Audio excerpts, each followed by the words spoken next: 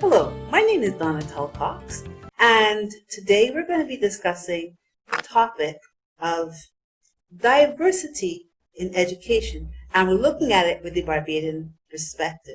Now, I'm not going to be here talking about this by myself.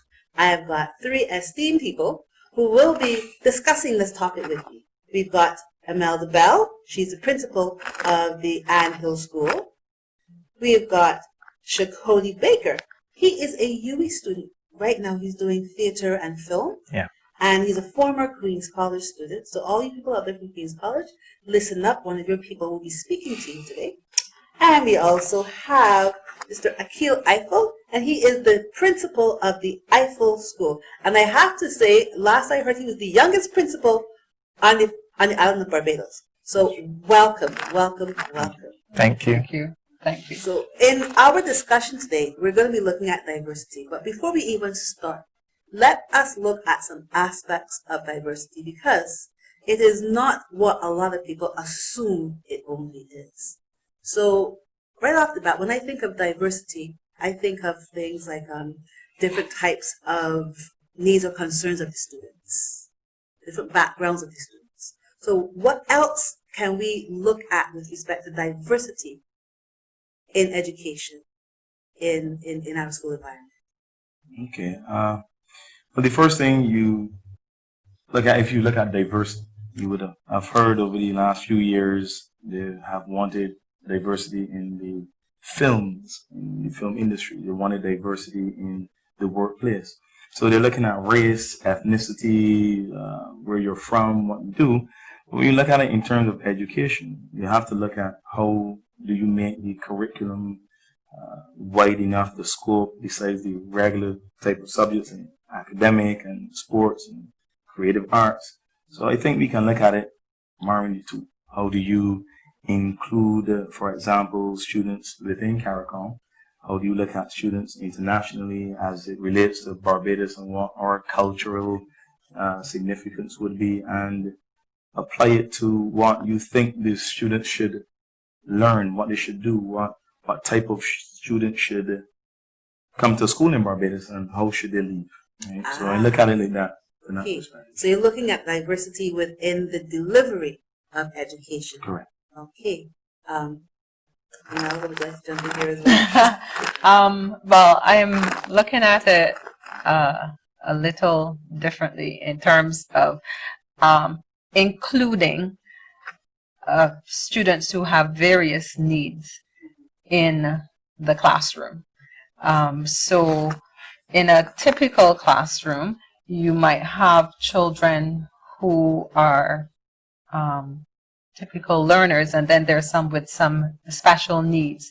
Rather, they might present with attention deficit, or they're on the autistic spectrum, or they have a hearing impairment, or they might have a speech impairment. How are you going to deliver the curriculum with the needs of this student in mind as they, go through their educational process in your school from, infants to secondary age? How are you going to accommodate the challenges that this student might have, but in order for them to still have a successful education in your school?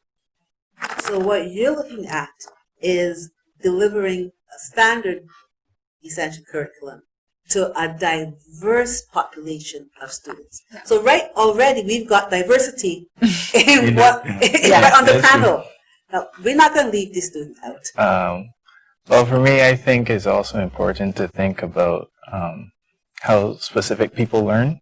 Because when I was in, I think, fourth form, they had us do a test to find out whether we were kinetic learners, visual learners, or auditory learners. They had us do the test, but there wasn't really anything past that. We just did it, but there was no execution.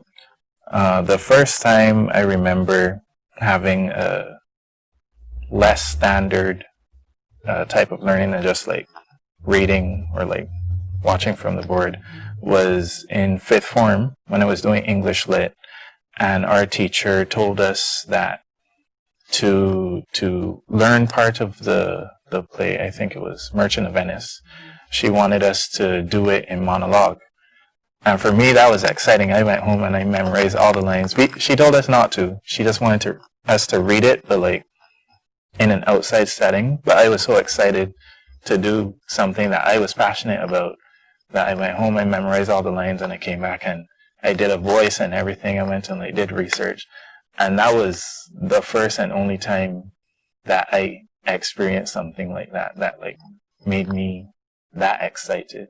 So I think looking at how different people learn would help more people to like find what they want to do within themselves. I love that. So we have diversity of the actual curriculum, diversity in the modality of delivering the students, and diversity within the students themselves. So we've got a lot to talk about. Yeah. I'm going to start with you. Okay. I'm going to talk about a little bit with that. When you said that, what came to my mind immediately was that play now that everybody's raging Hamilton. Okay? Yeah. And the delivery of history. Yeah. Okay? American history, for a lot of people, can be boring, especially these days where students are sitting down and hearing this again, all the old time. But my own son is just 16 years old, and he is clued in on YouTube to all the excerpts from Hamilton, and the music from Hamilton, and the rapping. Yeah. When I was going to school, history was never rapped to me. Boring. You know, it was very boring. But now, a lot more of the interesting facets of that. So now that other things are happening, the words like constitution come up quite a bit. And they're hearing that now out of the mouths of politicians who are talking about it. So they're hearing about Hamilton now. And now it's like, oh, let me see what's going on. So that whole aspect, not only of the learning in the classroom, but the transference of the information from one setting to another setting is so very important. Yeah. I really am looking at that modality these days. And also the combined, we talk about the auditory, the visual, and kinetic learner. But I think there's also a fourth that we need to look at. It's a combination of all three and not just a preference. You ever played Minecraft? Yeah. Kind of. Okay. He should have played it. More than he is, but yeah, I played Minecraft. It takes a visual eye to Yeah. But then, like, where he is studying at the Arubar Center for Creative Imagination, I went as well. And my background would have been in design. So I saw the world differently. You try to solve problems from a design point of view, but then you get to university or you get to college and you meet students who are very specific at doing tasks, especially females, because we didn't touch on gender at all. Right? Yeah. Because I found that the boys, the males rather, learn differently to the females in the sense that, you know, we like to touch and do this. Some of the females are very methodical and make sure they write over the work and they memorize the work. Whereas a guy, you know, you show him how to work an engine or do something. I mean, I still haven't learned to do that yet. Those are the stereotypes. Yeah. But you see, that is part of it too, Yes. because who's to say that you can't have females working in what people would traditionally say men's role, because design isn't gender based. Exactly. It is not a gender, and none of the jobs are, you know. And not mean to cut you, but today's trend is to a lot of knowledge-based type of employment. Knowledge-based does not have anything to do with how you look or what your ability or physical challenges are anymore. I don't know, again, if you watch, I'm into a lot of social things. And I happened to see the Oscars the other night, where for the first time, a Down syndrome person made a presentation. Yes, with Shia LaBeouf. They were in they have a show together, and he was the first Down syndrome person. Came up And he's the one that read out, and the Oscar goes to, along with everything else. So we can no longer count anyone out of the game. So again, within the setting, because you're at a special needs school, okay? Do you find that there is leeway for transition from your school at, say, any class level, any year group, into, say, a mainstream situation? Okay, there's not a lot of opportunity for transition at the form level. However, I usually say to my students, we are training you for life after school. So the focus that we have at the school is that we want our students to be as well prepared for what their future might hold, and we seek to expose them to as many opportunities as they can in skills, in functional academics, in areas of interest, in sports. And so we try not to limit them. They would have to take the limits off. And that is something we are always challenging their parents, that challenging society as the whole. When you see a student or when you see a person with a challenge, desensitize yourself. Take the limits off and don't say, oh, this person might be only able to do X, or this person can only do.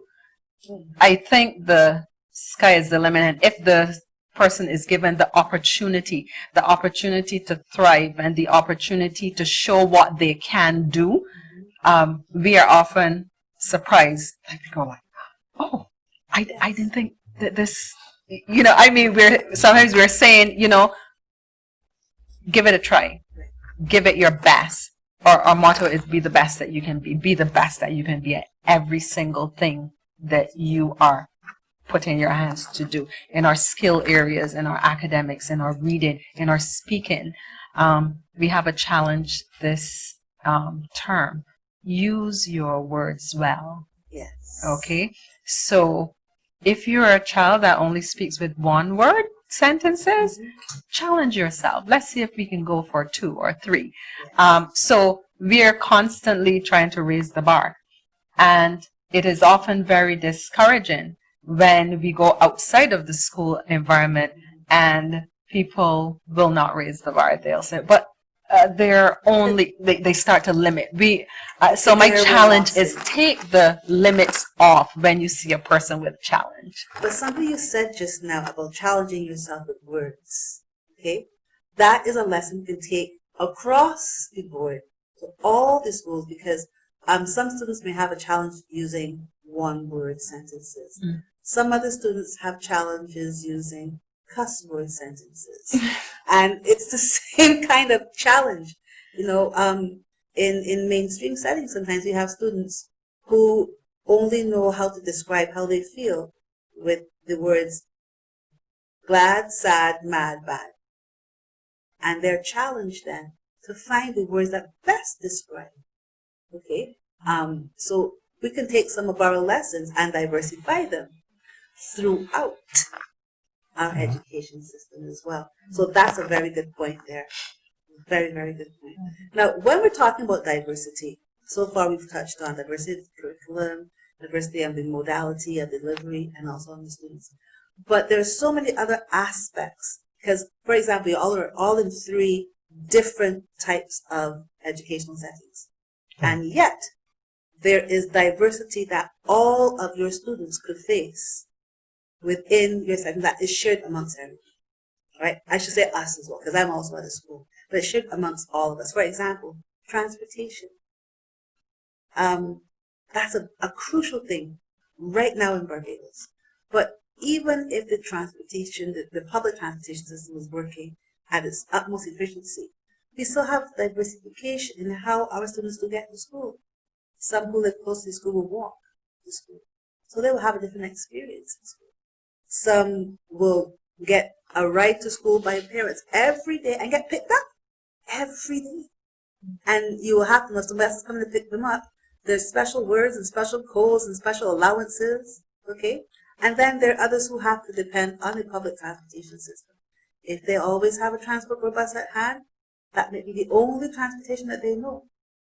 But a lot of others may have to intersperse that with our public service vehicle system.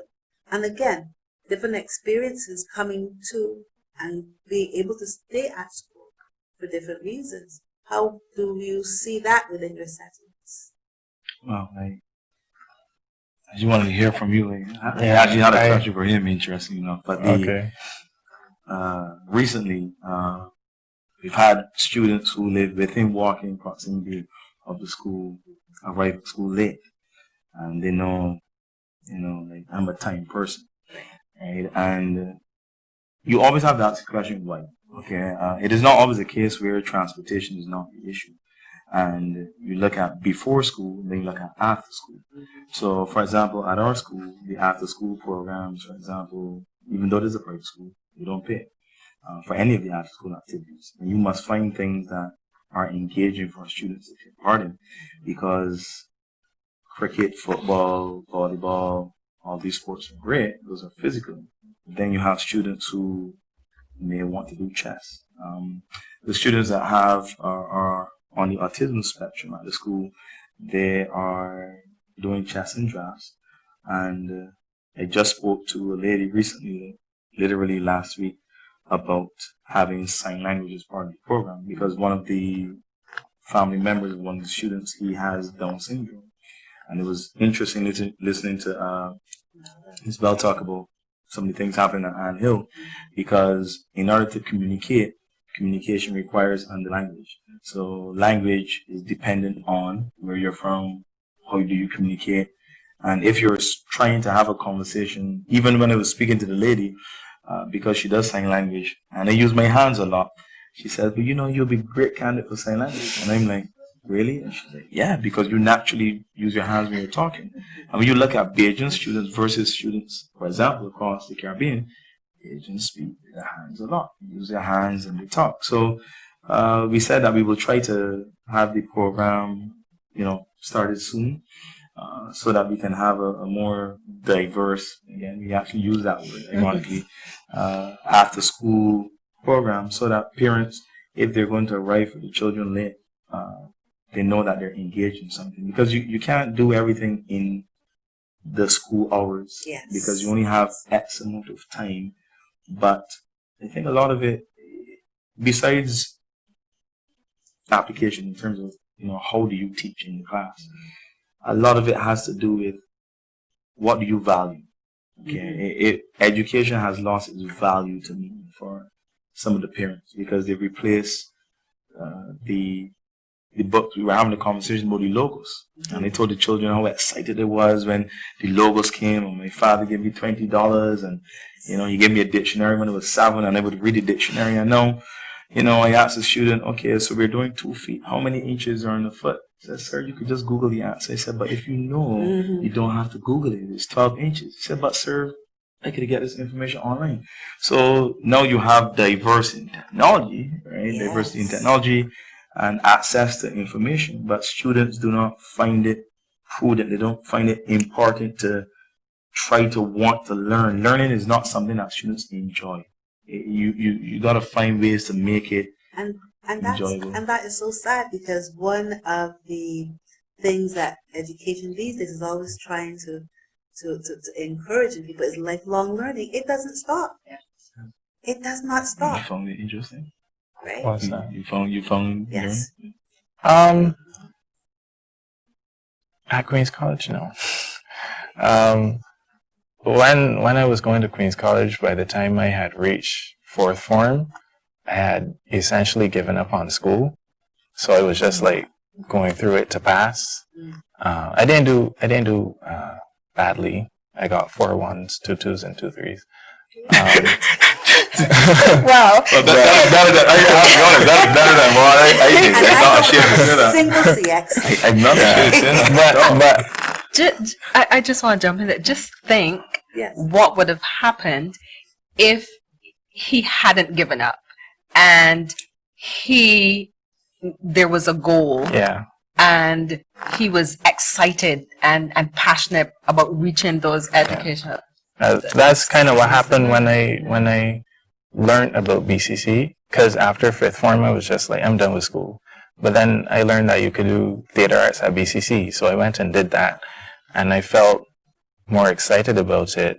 But then by the end of it again, I was like, okay, I'm done with school now. And then one of my lecturers, she was like, you need to come to UE to do stuff. And I didn't want to go initially, but I told myself, you know what? If I go, there's nothing to lose. There's always more that I'm going to be building on. So I felt that it was going to be beneficial for me to at least go and try. Even if I didn't enjoy it, I would still be gaining knowledge, experience, and people around me that could help me in the future. So even within the individual, with respect to education, there's also diversity. Yeah. Because a lot of people will go and they want to get the grade. But you just picked up something else there. If I go through this educational experience, I will get these different experiences. I will network with other people. Yeah. So there's always other aspects that you can look at as to give credence to what you were doing. If I could go back to the transportation, yes, that was also a factor for me, like wanting to go to meet people, because for me, I got picked up and dropped off to school, and that's a good and a bad thing. Good because sometimes if you're using public transportation, there's a lot more avenues for you to like follow the wrong crowd or like be led astray. But it was also bad in that I was getting picked up immediately after school, so I wasn't interacting with people, and that kind of led me to not know how to be social, like entirely. So I wanted to go to UE as well to kind of learn how to interact with people, because after school every day at QC and at BCC, I would just go home immediately after and not talk to anyone, not like Lime. I would just go straight home, do my homework, come back to school next day. And that's not what school is all about. It's also about the people that you meet there. What I find interesting too is at uni, there's this interesting population of foreign students. Yeah. We call them foreign students. They come from Trinidad. Foreign students. And for them, a lot of them, it's the first time that they're actually away from home and living on their own. And sometimes they're like a fish out of water, which is why they have this lovely program, the first year experience, where they kind of draw people into it and help them to be sociable in an effort to get them not only comfortable with school, but comfortable with themselves. Because you have changed. You were a child, with a parent always dealing with you, and now you are a young man or a young woman on your own, essentially. How do you cope with that? But back to the actual, and that in and of itself is also education. Yeah. But looking at various aspects of the diverse populations of the students, we have the physically challenged, we have the internally challenged, because we have those who have challenges, you can't see them. You cannot look at somebody normally and tell that they are ADHD. You can't look at somebody and tell that they have some form of cognitive difficulty, unless, of course, they do something, and even then, a lot of people won't pay that much attention all the time. There's some challenges you just look at the person and know. If you're in a wheelchair, for example, okay, if you are blind, if you are deaf, if you have cerebral palsy, which is something that is very prevalent, we don't really talk a lot about. All right, so there's diversity in that aspect as well. But there's also diversity in areas like things like where you live. The experience of someone coming from, as we used to say, country, right? From the country. From the country to somebody living in the city is different. Although now even country has changed, because Philip is a whole urban city. It's true. It has its own culture. Has its own culture.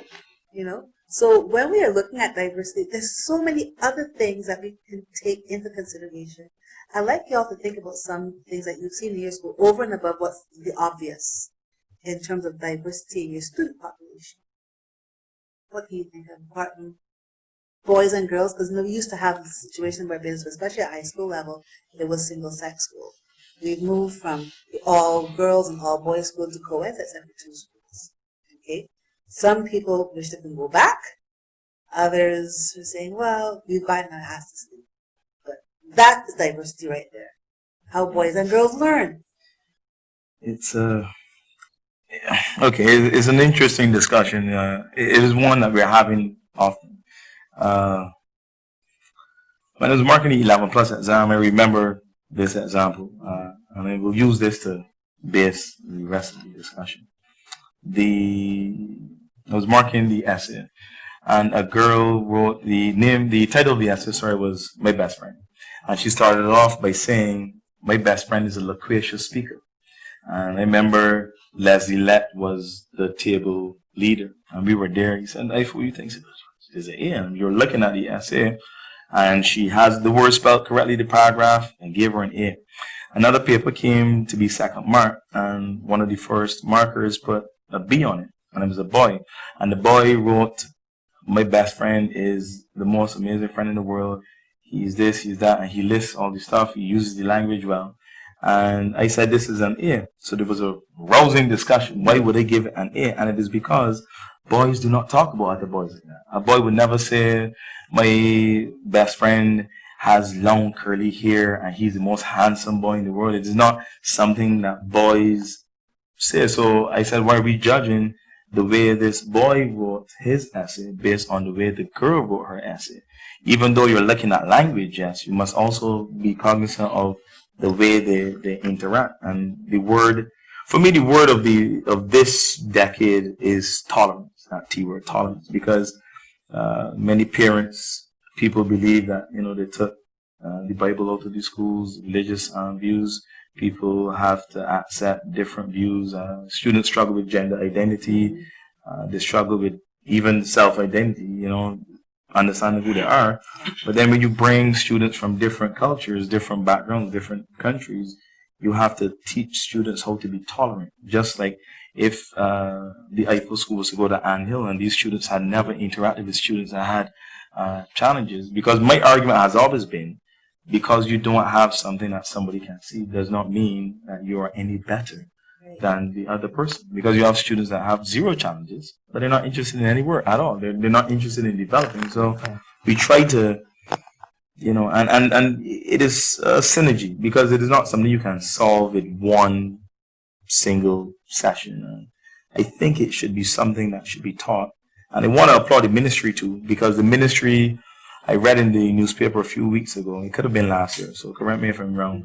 They said that CARICON nationals can now come to public schools. And they thought that was a great idea, free of cost. But other Barbadians were like, also, But again, that raises a very, very interesting addition to this discussion in terms of tolerance. Do we teach the children how to be tolerant?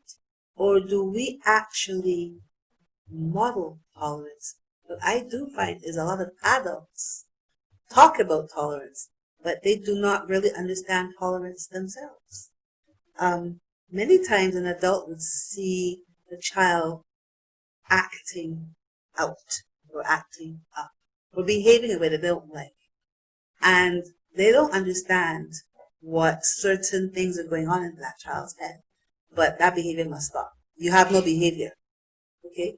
The child might not be able to behave any differently in the given situation because of triggers, because of a known situation. Sometimes you will find that we would be less tolerant of the person coming into our space by showing that segregation and integration are two different things.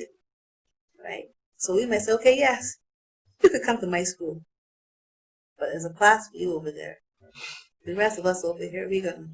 Or you can come, you can eat lunch, but you can eat lunch over there. Don't like how your food smells. We're gonna have so integration is what we should be looking towards, as opposed to just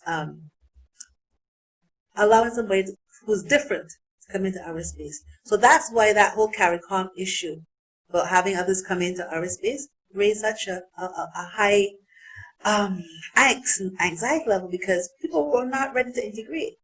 They just want to segregate. You can come, you can be a part of us, but you don't really be a part of us. Yeah. Okay, so in terms of what Akill just said, and we're looking at only about 3 minutes left, all right? Aspects of diversity that are not as obvious in your school setting because people are looking at special needs only. What are some of the other things that make your students or make some of your student population diverse from the others? Their tolerance level.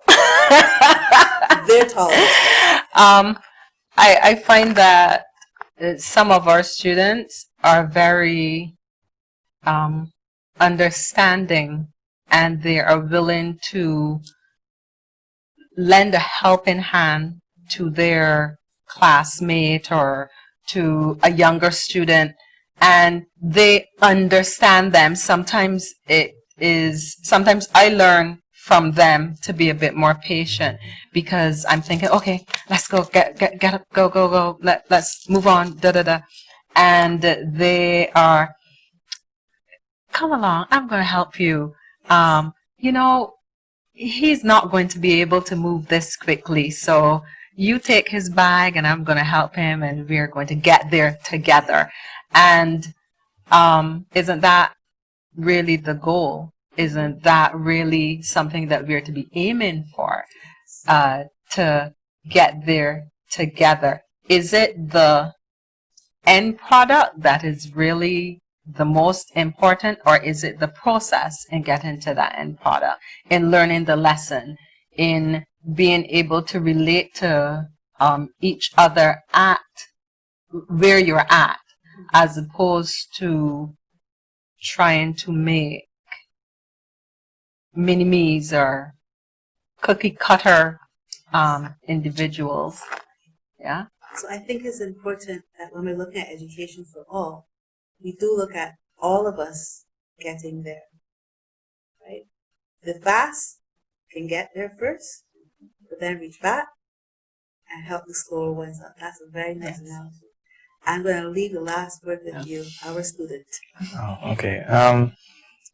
Diversity, I think, also comes from the interests of the students, because back at QC, I was interested in stuff like anime, but I think in our schools you would more see people pushing things like sports. I've always been of the idea that if you do sports, you're set in Barbados. That's what it feels like, and people might have more diverse ideas, but there's not really an outlet for them to like grow in their ideas. They're just like, oh, that's weird. Like, you should go do something else like sports or I don't know, like debate team.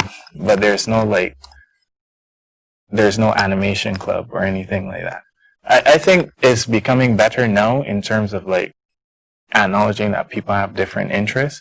But back when I was going to school, it was very rigid, and like you were kind of like an outcast if you didn't have specific interests. So I think that going forward, acknowledging that it's a big world. There's a lot of stuff that exists in the world, and people are going to identify with a lot of different things. So I think acknowledging that and kind of coming to understand it and not like push people away because they're different would be a good step. Agree with that. And have you got your last 30 seconds? It's funny you said that, because my generation is the one that is pushing that we would have digital media at Cape level, and animation and game design at Cape level. Both subjects of which my brother is an animator, and myself we help to develop too, because you're looking at different ways of learning. Students want to be. I have a student that wants to be a jockey. One wants to be a DJ. Nobody's teaching being a jockey at school or being a DJ. We do it, but it is not a us thing. It is everybody has to be able to find their own thing that makes them unique. But I agree with you. The interest has a lot to do with it because you need to have the interest in something, and there need to be programs that help you to develop your interest to the point of where you could be a professional at it. Well, that's where we are right now. We've got to break, and I want to leave with one last thing here with respect to education in Barbados. We have come a long way. We have a whole lot further to go, and with that, I'm going to say let's take a little pause and think about it.